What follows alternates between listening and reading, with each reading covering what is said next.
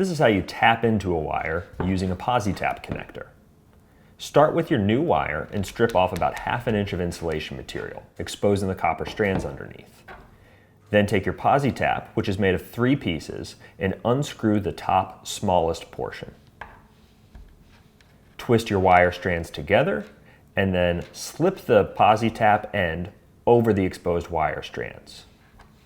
Now screw the remainder of the Posi-Tap body back into the top piece, and this crimps the wires in place. With that secure, you can unscrew the bottom portion of the Posi-Tap connector.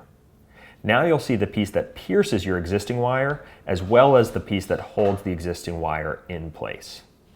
Slip that bottom portion over your existing wire you wish to tap into, then screw the rest of the Posi connector, along with your new attached wire, onto the wire you wish to tap into.